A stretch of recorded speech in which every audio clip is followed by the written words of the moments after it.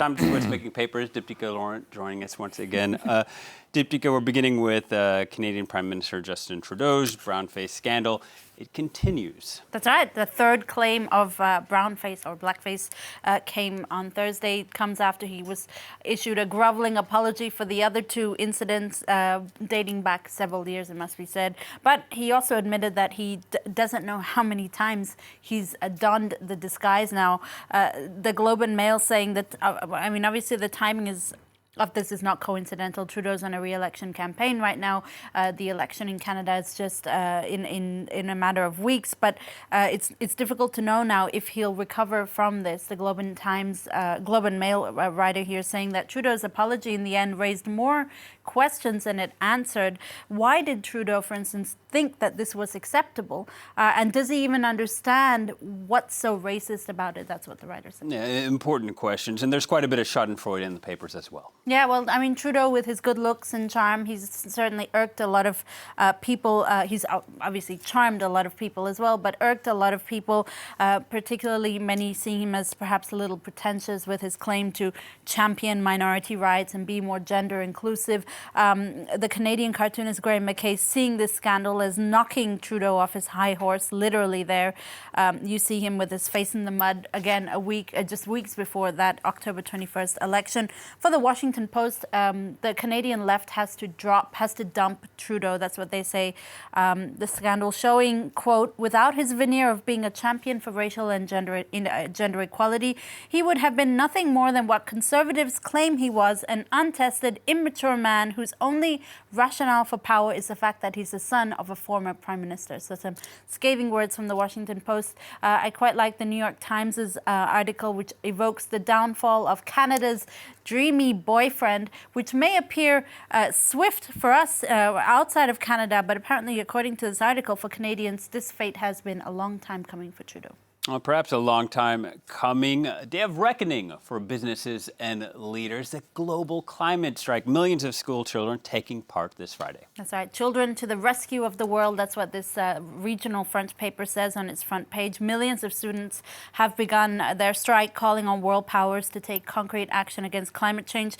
The Guardian's editors today paying tribute to these students, saying that their freshness and seriousness of this movement, this student strike movement, is a reason to hope.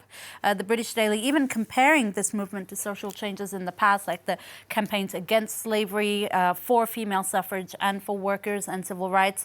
The youth movement has created an urgency. It's up to politicians now to opt for a safer course when it comes to the climate. And it seems there's always a new study about man-made problems here on Earth. There have been alarming new figures showing the decline of the bird population in North America. 3 billion birds apparently have disappeared since 1970, according to this new report from the journal Science. National Geographic saying that the report blames habitat loss and pesticides for this decline. There's a quote in this article that's very it's very touching, I guess. They say American springs are more silent than ever, and I think that really does evoke the seriousness of the situation. Plastic pollution, also a big problem right now, and Politico's got an interesting article about how an EU-funded project in Slovenia is looking to essentially use jellyfish slime to trap microplastic particles. If successful, it could be a twofold advantage. They would get rid of microplastic, but also regulate jellyfish populations, which are soaring right now due to overfishing. It's all very, very depressing right now in the world.